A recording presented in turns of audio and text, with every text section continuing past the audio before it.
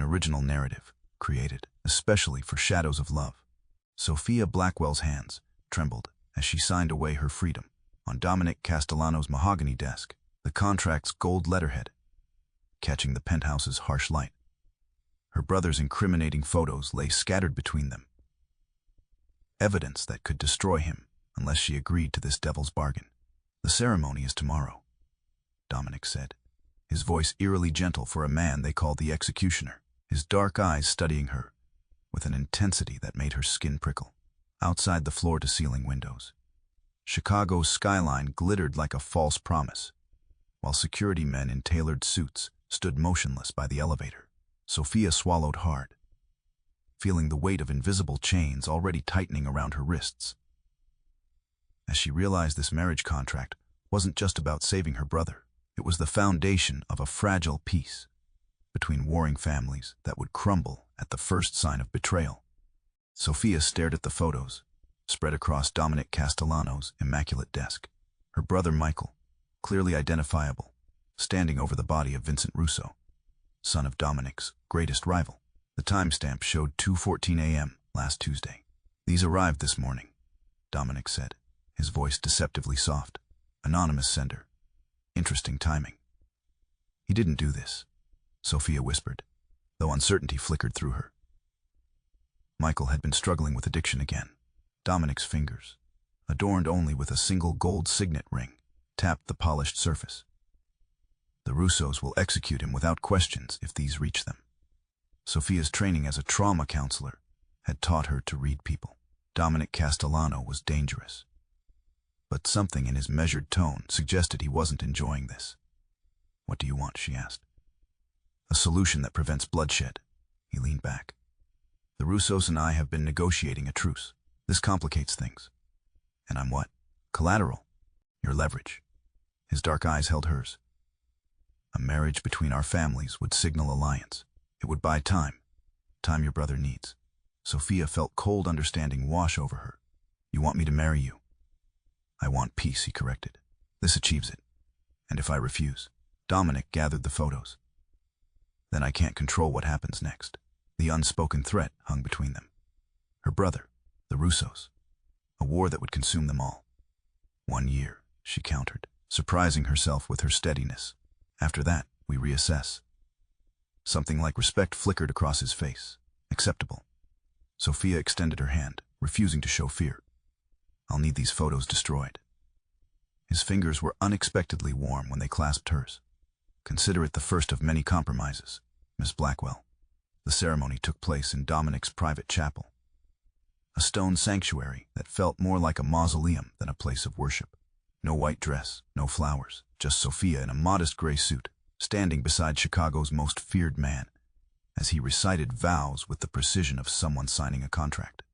12 men in tailored suits watched from the pews, not guests, sentries. The priest's hands trembled slightly as he blessed their union, his eyes carefully avoiding Dominic's gaze. "With this ring," Dominic said, sliding a platinum band onto her finger, "I thee wed." The metal felt cold, heavy, a shackle disguised as jewelry. When it was Sophia's turn to speak, she forced the words past her lips, acutely aware of the cameras recording everything. This performance needed to be convincing for the Russo family to accept the sudden alliance. "You may kiss the bride," the priest announced. Dominic's hand rested lightly on her waist as he leaned in. His lips barely brushed hers, but she felt his whispered words against her mouth. "Smile. They're watching." The reception was equally sterile, champagne and crystal flutes, soft classical music. Men with concealed weapons making small talk about stock portfolios. Sophia spotted Roberto Russo, patriarch of the rival family, studying her from across the room. "He's trying to determine if this is genuine," Dominic murmured, appearing at her side. "Your brother's freedom depends on your performance." Sophia slipped her arm through his, leaning into him with practiced ease. "Then I'll give him a show worth believing." Dominic's expression remained impassive, but she felt the slight tension in his arm. "That's all any of this is," he replied. "A necessary fiction." She raised her glass in a toast, wondering what other necessary fictions awaited her. The elevator ascended silently to the top floor of Castellano Tower. Sophia's stomach dropping with each passing floor. The doors opened directly into the penthouse, a sprawling expanse of glass and steel suspended above Chicago. Home, Dominic said simply, stepping into the space. Floor-to-ceiling windows, wrapped around the entire apartment, offering a panoramic view of the city. Everything was minimalist, precise, leather, chrome, glass. No photographs, no personal touches. It was a showroom, not a home. Your things have been moved to the east wing, he continued, gesturing toward a hallway. You have your own bedroom, bathroom, and study. The rest of the space is communal. Sophia followed him through the main living area, noting the security cameras positioned discreetly in the corners. A gilded cage, then. Am I a prisoner? She asked directly. Dominic paused, turning to face her. You're my wife. Publicly, we are a united front. Privately, he shrugged. We each maintain our independence, and my work. Your practice as a trauma counselor? Continue it. In fact, I encourage it. Several families in our circle could benefit from your expertise. Sophia narrowed her eyes. You want me to counsel the wives and children of your associates? Is that a problem? It seems convenient for you to have a therapist cataloging their vulnerabilities. Something like amusement flickered across his face. I respect doctor-patient confidentiality, Sophia. Your work remains your own. He led her to a sleek home office. However, there are rules. You'll have a driver. Your communications will be monitored for your safety, and my brother is being watched. As long as our arrangement holds, he remains protected. Sophia absorbed the terms of her new reality. How long do we maintain this charade? Until it's no longer necessary, Dominic replied, his expression unreadable. Or until it becomes something else entirely. Night descended over Chicago, transforming the penthouse into a dark aquarium. Sophia stood by the windows, watching lights flicker across the cityscape, when she heard Dominic approach. You should eat something, he said, placing a plate on the coffee table. Simple pasta, a glass of wine. She turned, studying the man the newspapers called the executioner, in the dimmed lighting, with his jacket removed and sleeves rolled up. He looked almost human. I want to establish boundaries, she said firmly, for tonight and going forward. Dominic sat in an armchair, gesturing for her to continue. This is a business arrangement, Sophia stated. I won't share your bed. I never expected you to. I'll fulfill the public obligations of being your wife. Nothing more. He nodded, taking a sip from his own glass. Reasonable. His calm acceptance unsettled her. She'd expected resistance, perhaps even threat. The man before her didn't match the reputation that preceded him. You're surprised, he observed. I expected. She paused. Different behavior from someone with your reputation. My reputation serves a purpose, Dominic replied. It doesn't define my private conduct. Sophia approached, sitting opposite him. And what is your private conduct, Mr. Castellano? Dominic, he corrected. We should use first names, at least when alone. Dominic, she repeated, the name feeling foreign on her tongue. To answer your question, I value consent, Sophia. This arrangement lacks it at its foundation. I won't compound that by demanding more than you've agreed to give. She studied him, searching for deception and finding none. Thank you for that, at least. He stood, collecting his untouched plate. Your room has a lock. Use it if it makes you feel safer. As he walked away, Sophia called after him. Why did you really choose me? Dominic paused without turning. Because you were the only one who could make this believable. Sophia's private practice had been relocated to a discreet building owned by the Castellano family. Her office remained as she'd designed it. Soft lighting, comfortable furniture. A space where trauma could safely unfold. Today's client was Elisa Moretti, wife of Dominic's consigliere. She sat rigidly on the edge of the sofa, twisting her wedding ring. I shouldn't be here, Elisa whispered. Franco doesn't know. Everything said in this room stays here, Sophia assured her. Even from Dominic. Elisa's eyes widened. You would keep secrets from your husband. My work is separate from my marriage. A bitter laugh escaped Elisa.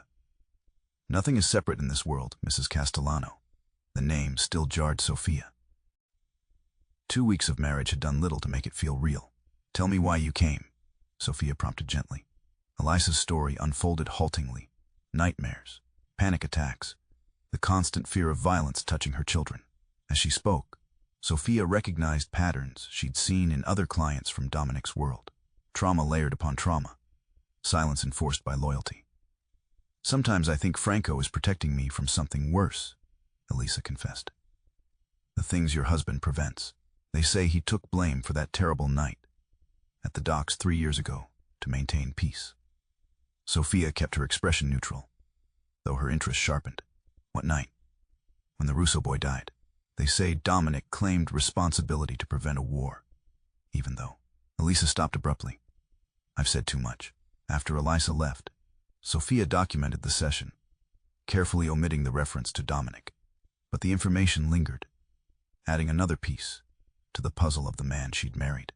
That evening, when Dominic asked about her day, she answered truthfully, "I'm learning that in your world, even healing has political consequences." His eyes met hers with unexpected understanding. "In my world, Sophia, especially healing, insomnia, had become Sophia's companion in the penthouse. 3 weeks into their arrangement, she found herself on the terrace at 2 a.m., wrapped in a blanket against the October chill. Chicago sprawled below, a constellation of artificial stars. The sliding door opened behind her. Dominic stepped out, carrying 2 steaming mugs. "Chamomile," he said, offering one to her. "My mother's remedy for sleepless nights." Sophia accepted it with murmured thanks. They sat in silence, the city's ambient hum filling the space between them. "Your brother visited his sponsor today," Dominic said eventually. 30 days clean." She glanced at him sharply. "You're monitoring his recovery." "I monitor everything that matters to our arrangement. His sobriety matters to you." Dominic stared into his tea. "Addiction destroyed my sister. I wouldn't wish that outcome on anyone." The personal admission surprised her. "I didn't know you had a sister." "Maria." His voice softened around the name. "She died 7 years ago. Heroin." Sophia felt the counselor in her responding to his vulnerability. "I'm sorry." "The papers called it a gangland execution. Easier to blame rivals." Then acknowledged that I failed to save her. The confession hung between them, unexpected and raw. Dominic Castellano, revealing a wound. "Is that why you agreed to protect Michael? Because you couldn't protect Maria?" His gaze met hers, startlingly direct. "Perhaps. Or perhaps keeping your brother alive maintains our fiction more effectively. Which is it? Does it matter? The outcome is the same." Sophia studied him in the moonlight. "It matters to me." Something shifted in his expression, a barrier lowering fractionally. "Then yes, I see him, and I remember failing her." She reached across the space between them, her fingers lightly touching his wrist. Not a romantic gesture, but one of human recognition. "Thank you for the tea," she said quietly. "And for the truth." Dominic nodded, his eyes reflecting the city lights. "Truth is a rare commodity in our world, Sophia. Spend it wisely." Dawn painted the sky in watercolor grays when Dominic knocked on her door. "There's somewhere I need to go. You should come." They drove in silence, the city gradually giving way to manicured grounds. Graceland Cemetery, Chicago's historic resting place for the influential and infamous. Dominic led her through mist-shrouded paths, past elaborate mausoleums and weathered headstones. He carried white lilies, their perfume cutting through the morning dampness. They stopped before a simple marble marker, no family name, just Maria C., and dates spanning 26 too brief years. "You buried her under a pseudonym," Sophia observed, "to protect her from gossip, even in death." Dominic knelt, replacing wilted flowers with fresh lilies. "I come every Sunday." Sophia remained standing, giving him space with his ritual. When he finally rose, something in his posture had changed. The careful control loosened. "She was brilliant," he said quietly. "Studied art history at Northwestern. Painted landscapes that captured light in ways I never understood." "What happened?" "She fell in love with someone from the Russo family, a distant cousin. When both families discovered it, we separated them." His jaw tightened. "She turned to substances to numb the loss. By the time I realized how far it had gone, she was beyond reaching." Sophia absorbed this, connecting it to his protection of her brother. The night at the docks 3 years ago, the Russo boy's death. Was it connected to her? Dominic's expression shuddered. "You've been collecting stories. People talk in therapy. People speculate, he corrected. The truth is more complicated. Then explain it to me. He studied her, weighing something. Vincent Russo died because of a debt that couldn't be repaid. I claimed responsibility because the alternative was worse. Worse than being labeled a murderer. War between families destroys everything it touches. I made a choice. They walked back through the cemetery, marble angels watching their passage. Near the gates, Dominic paused. Maria would have liked you, he said unexpectedly. She valued honesty above all else, even when it's dangerous. Especially then. He opened the car door for her. The most dangerous truths are the ones we tell ourselves, Sophia. Remember that when you're piecing together my story from the fragments others give you. She met his gaze. I'd rather hear it directly from you. Someday, he promised, when we're both ready for what follows. Sophia found it while searching for a pen in Dominic's home office. A leather-bound ledger tucked beneath financial reports. She knew she shouldn't open it.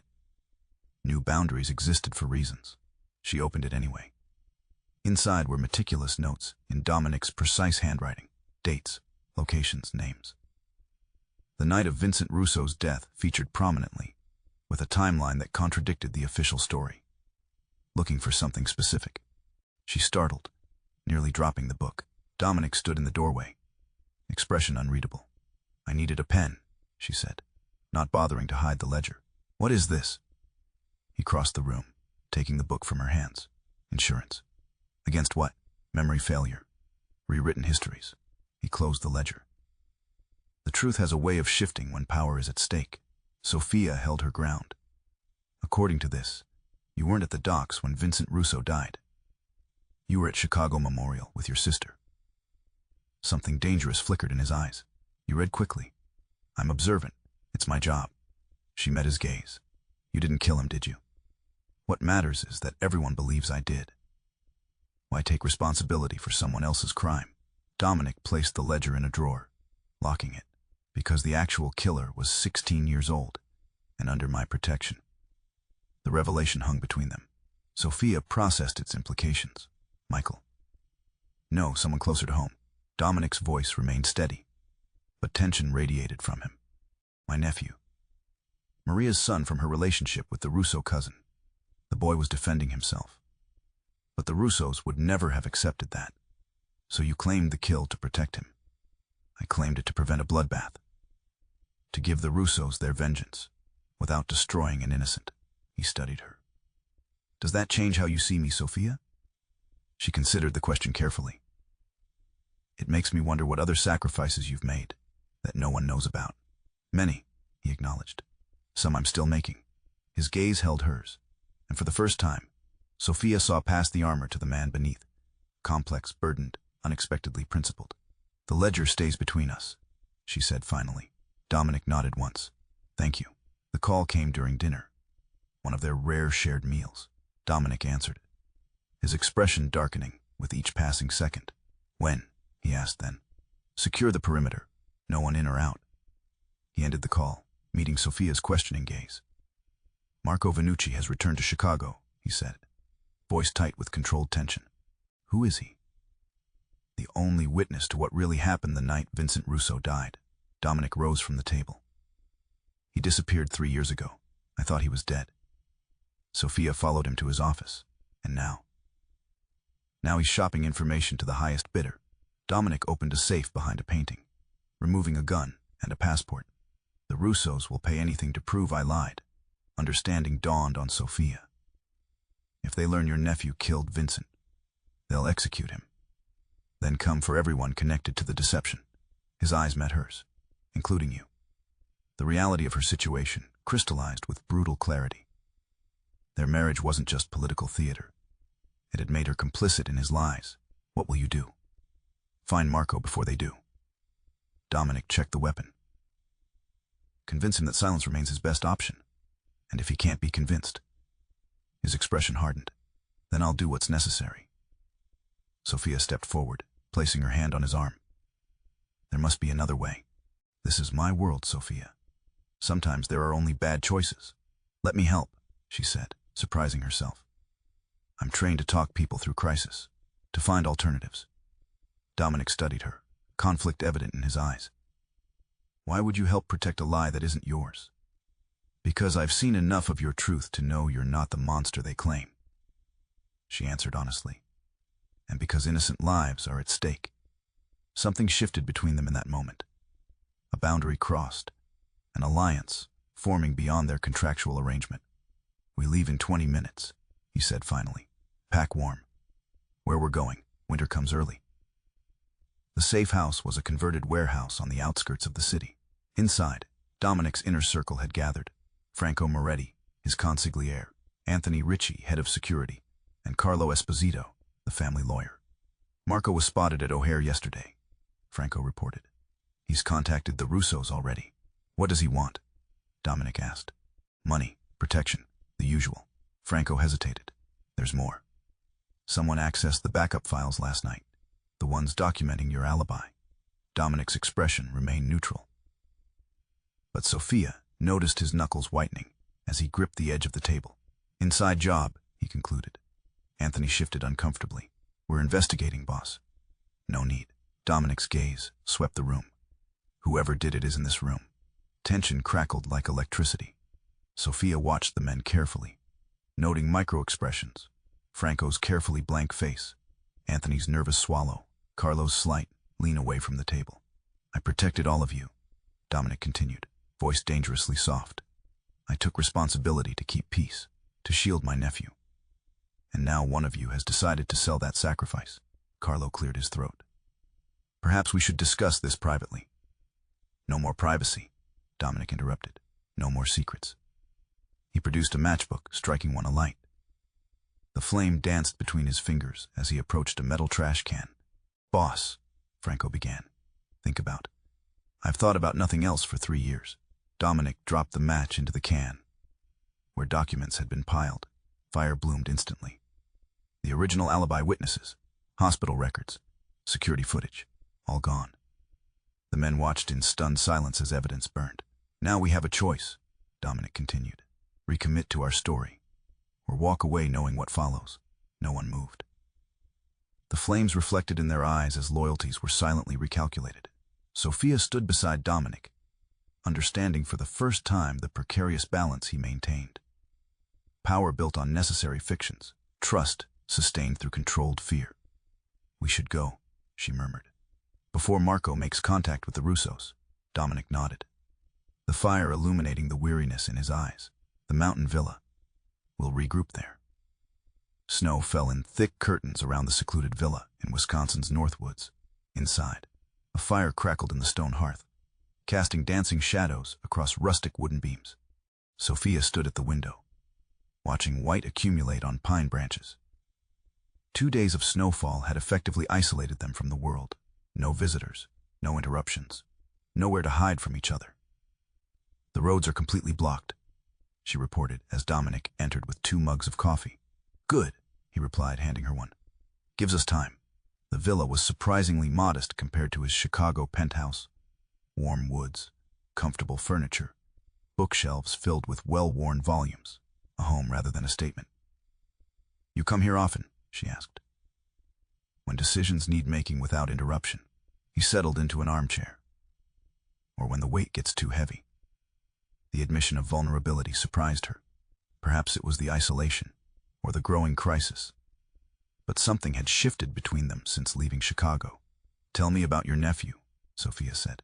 The one you protected. Dominic's gaze fixed on the flames. Antonio. He's 19 now.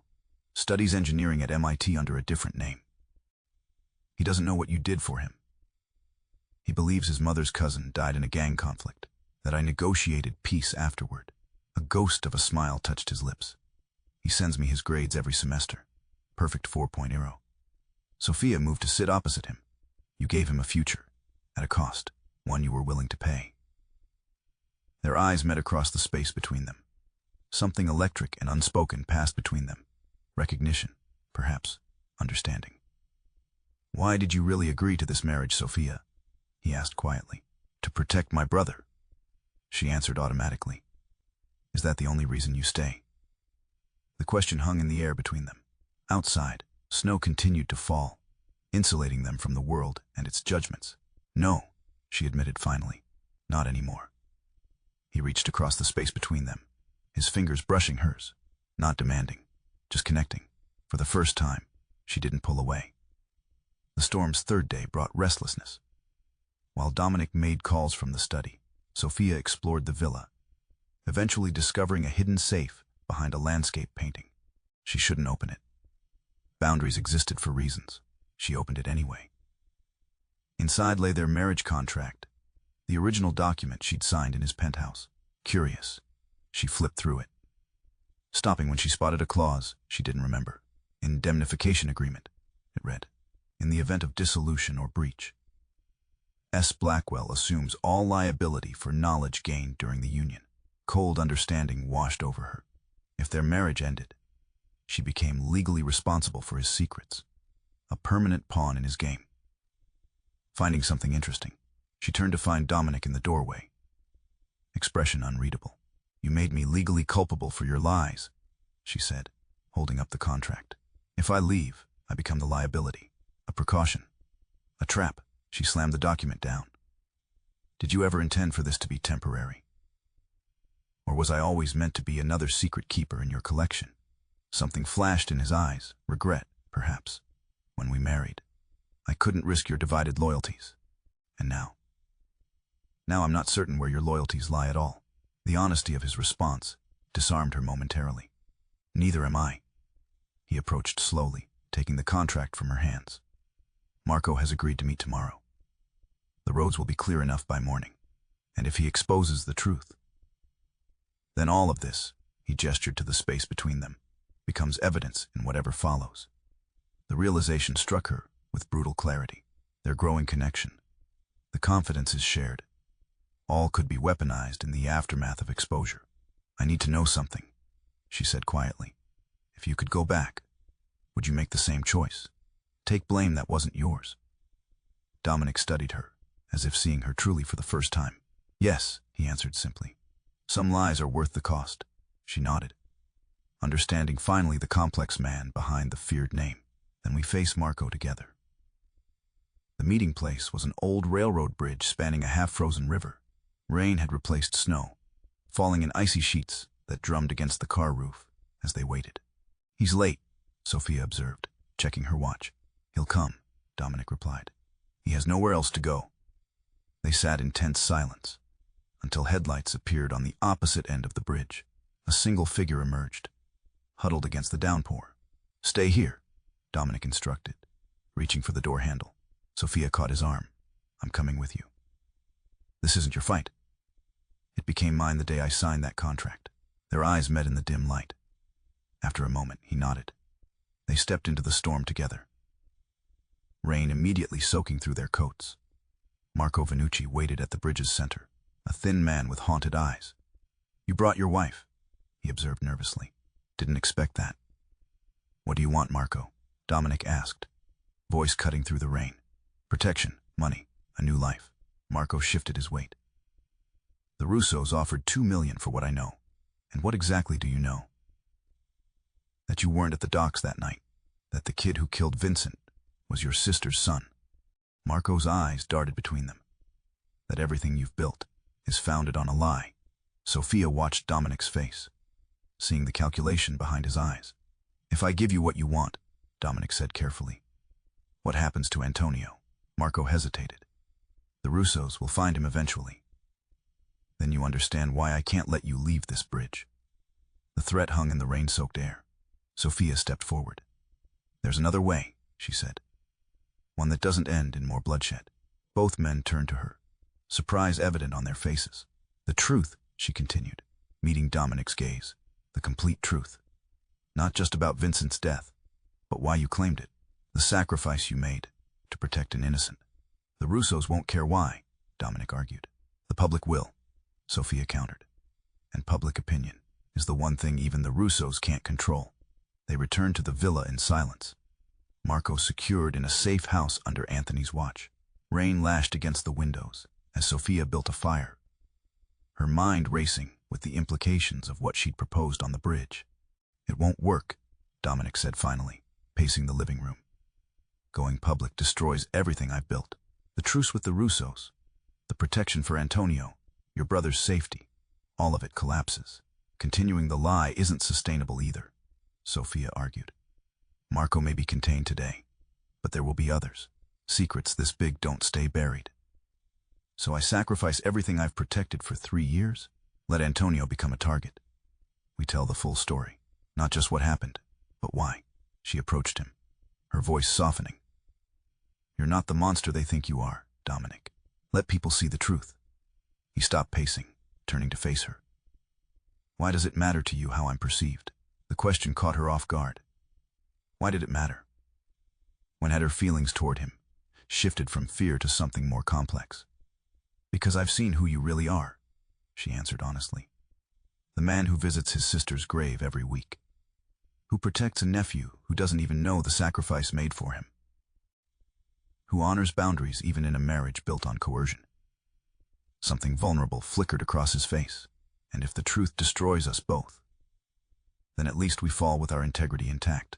He studied her for a long moment, the firelight casting shadows across his features. You realize what you're asking. Once this starts, there's no controlling where it ends. Sophia took a deep breath, understanding the precipice they stood upon. I know. But I also know I can't continue living this half-life of secrets and fear. And us? He asked quietly. What happens to whatever this is becoming? She reached for his hand, their fingers intertwining. That's the one thing we get to decide for ourselves. The press conference was arranged for noon at the Blackstone Hotel. By 11, the room was packed with reporters, their murmured speculations creating a nervous hum. Sophia watched from a side entrance as Dominic conferred with Carlo, making final preparations. He looked different today. No tailored suit, just dark slacks and a simple button-down. Vulnerable, human. Are you ready? She asked when he approached. No, he admitted, but it's time. They entered together. A united front. Flashbulbs erupted. Questions shouted from all directions. Dominic raised a hand, and the room gradually quieted. Thank you for coming, he began, voice steady despite the stakes. 3 years ago, Vincent Russo was killed at the Chicago docks. I claimed responsibility for that death. Today, I'm here to tell you that was a lie. The room erupted again. Dominic waited for the noise to subside before continuing. Vincent Russo died during an altercation with my nephew, Antonio Castellano. It was self-defense. Vincent had discovered Antonio's identity as the son of my sister Maria and a Russo cousin. Their forbidden relationship had been kept secret for years. Sophia watched the reporters frantically taking notes, cameras capturing every word. Vincent threatened to expose Antonio to the Russo family, which would have meant the boy's death. In the struggle that followed, Vincent was killed. Dominic's voice remained steady, though Sophia could see the cost in his eyes. I claimed responsibility to prevent a war between our families, to protect an innocent young man who defended himself against a threat. He detailed the subsequent years, the carefully maintained fiction, the truce built on his calculated sacrifice, Antonio's protected new life. With each revelation, Sophia saw the legend of the executioner dismantle itself, replaced by something more complex and human. I've maintained this lie at great personal cost, he continued. It has required others to become complicit in my deception, including my wife, Sophia. Their eyes met briefly across the podium. Something passed between them. Strength, perhaps. Partnership. I stand here today not asking for forgiveness, but offering truth. Whatever consequences follow, I accept them. He straightened his shoulders. The time for necessary fictions has ended. As he stepped back from the microphone, Sophia moved forward, her heart pounding, but her resolve firm. The story wasn't complete without her testimony. The microphone felt cold beneath Sophia's fingers. Dozens of cameras focused on her face, waiting. She took a steadying breath. My name is Sophia Castellano, née Blackwell. 6 months ago, I married Dominic under coercion. My brother's safety exchanged for my freedom. Her voice gained strength as she continued. I entered this arrangement believing I was joining my life to a murderer's. What I discovered instead was a man who had sacrificed his reputation, his future, and nearly his soul to protect others. She recounted their journey. From forced vows to reluctant allies, to something neither had anticipated, not romanticizing, but humanizing. As a trauma counselor, I've witnessed how secrets destroy from within, how lies, even those told with the best intentions, eventually demand their price. She looked directly into the cameras. Today isn't about absolution. It's about drawing a line between love and complicity. The room had fallen completely silent. I choose to stand beside Dominic, not because I condone violence, but because I recognize the moral complexity behind his choices, because I've seen the man behind the reputation. A man who visits his sister's grave every Sunday, who tracks his nephew's grades from afar, who honors boundaries, even when he holds all the power. She turned slightly toward Dominic, their eyes meeting. Whatever judgment follows this truth, we face it together, not as captive and captor, but as two people who found unexpected understanding in the most unlikely circumstances. As she stepped back from the podium, Dominic's hand found hers, fingers intertwining. Not a performance this time, but genuine connection. Outside, they could hear shouting as the news spread. The carefully constructed peace between families was unraveling, their future uncertain. What happens now? She asked quietly as they were escorted through back corridors. Now, Dominic replied, we live with the truth, whatever it costs. The fallout was swift and far-reaching. Within days, the power structures that had defined Chicago's underworld for decades began to shift and realign. Roberto Russo demanded a meeting, not to declare war, but to negotiate new terms. The public exposure had forced both families into the light, making old methods untenable. Antonio remains untouchable, Dominic insisted across the conference table. That's non-negotiable. Roberto, gray-haired and stern, studied him. The boy is Russo blood as well as Castellano. We acknowledge his protection. The concession surprised everyone present. Perhaps even old vendettas had their limits when exposed to public scrutiny. Dominic stepped down as head of the Castellano organization, transferring legitimate businesses to a board of trustees and dissolving the rest. The empire he'd built for protection now dismantled for the same reason. Sophia's brother Michael completed rehab, emerging clear-eyed and determined. You sacrificed everything for me, he told her during their first unrestricted visit. I won't waste that gift. Throughout the city, others affected by the revelation adapted to new realities. Franco Moretti confessed to being the one who accessed the backup files, not for betrayal, but because he believed the truth would eventually free them all. Anthony Ritchie established a security firm operating within legal boundaries. Carlo Esposito began representing clients seeking to transition from shadow economies to legitimate enterprise. The transformation wasn't complete or perfect. Old habits remained, grudges simmered, but something fundamental had shifted. A recognition that even in their world, truth could be a more powerful currency than fear. Through it all, Sophia and Dominic remained together, their relationship evolving beyond its coerced beginnings into something neither had anticipated. A partnership founded on shared courage. The penthouse felt different now, less fortress, more home. Dominic stood at the windows, watching a winter sunset paint the skyline in gold and crimson. Behind him, cardboard boxes waited to be filled. The lake house sale is final, Sophia said, entering with 2 cups of coffee. We can move next week. He accepted the mug with a nod of thanks. Strange to leave this place. I've lived behind glass for so long. 3 months had passed since the confession. The media frenzy had gradually subsided, though their names still appeared occasionally in speculative articles about Chicago's changing underworld. Antonio had come to see them. A tense, tearful reunion, where the young man finally learned the full extent of his uncle's sacrifice. I never wanted this burden for you, he told Dominic, but I'm grateful for the life it gave me. Now Dominic moved through the penthouse with a different energy, lighter, though still carrying the weight of his past. The foundation board approved the first round of grants, Sophia reported. 6 community centers in neighborhoods affected by gang violence will receive funding. The Maria Castellano Foundation had been Dominic's idea, redirecting his remaining resources toward healing the communities his former life had damaged. She would have approved, he said quietly. Sophia studied him in the fading light. The feared executioner was gone. replaced by a man learning to live without armor. The transition hadn't been easy. Nightmares still came. Old associates still called with problems he could no longer solve. But each day brought small victories. "Do you regret it?" she asked. "The confession?" Everything that followed. Dominic turned from the window, meeting her gaze directly. "I regret the circumstances that made it necessary, but not the truth itself." His expression softened, and never the outcome. He reached for her hand, a gesture that had become familiar over the months. Their fingers intertwined naturally now, the connection no longer surprising either of them. "We should finish packing," she said, though she made no move to withdraw. "It can wait," he replied. Some moments deserved to be lived fully. They returned to the chapel where they'd first exchanged vows, a symmetry that felt necessary for what came next. No witnesses this time, just the two of them and the priest who had married them.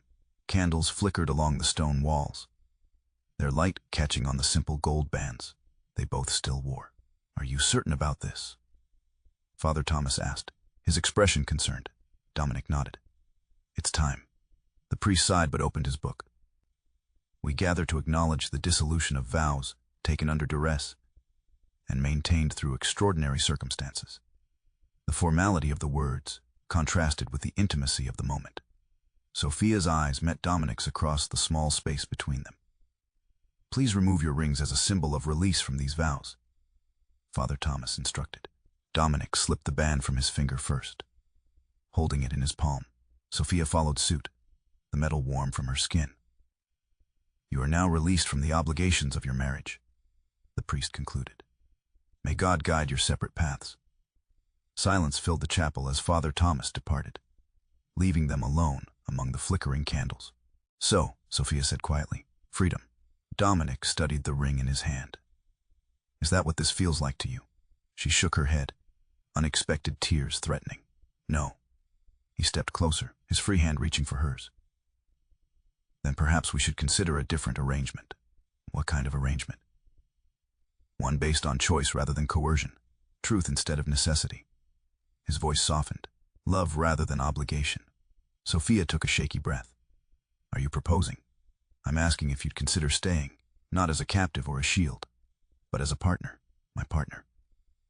In answer, she took his ring and slid it back onto his finger. Then she held out her hand, offering her ring to him. "Yes," she whispered as he returned the band to her finger. "I choose this. I choose you." Spring came to the mountain villa, melting the snow that had once isolated them. Sophia stood on the porch, watching as the forest awakened, green buds appearing on branches, birdsong returning to the warming air. Behind her, the door opened. Dominic emerged with 2 mugs of coffee, a ritual that had survived all their transformations. "Antonio called," he said, handing her a mug. "He's been accepted to the engineering graduate program. That's wonderful." She accepted the coffee, their fingers brushing in the exchange. "Will he visit this summer?" "He wants to bring his girlfriend. Says it's time she knew the whole story." Sophia smiled at the progress this represented. Secrets giving way to honesty, shame to acceptance. They sat together on the porch swing, a comfortable silence between them. The villa had become their weekend retreat, a place to reconnect away from the continuing adjustments in Chicago. The foundation work consumed much of their time now. Sophia developing trauma programs for affected communities. Dominic leveraging his remaining influence to secure resources and cooperation. Their marriage, renewed by choice rather than contract, had found purpose beyond survival. "I received a letter from Elisa Moretti," Sophia mentioned. "She's continuing therapy. Says our story gave her courage to address her own situation." Dominic nodded thoughtfully. "One unexpected consequence among many." "Regrets?" she asked, an echo of conversations past. He considered the question, watching the last patches of snow recede from the forest floor. "Only that it took so much loss to find this path." Sophia leaned against him, her head finding the familiar space against his shoulder. His arm wrapped around her naturally, drawing her closer. "The thaw always comes," she murmured. "Even after the longest winter." He pressed a kiss to her temple, the gesture containing all they'd become to each other. Protector and healer, confessor and witness, partners in a truth hard won. Yes, Dominic agreed, his voice carrying the quiet certainty of a man who had finally found peace and honesty. And with it, the chance to grow something new.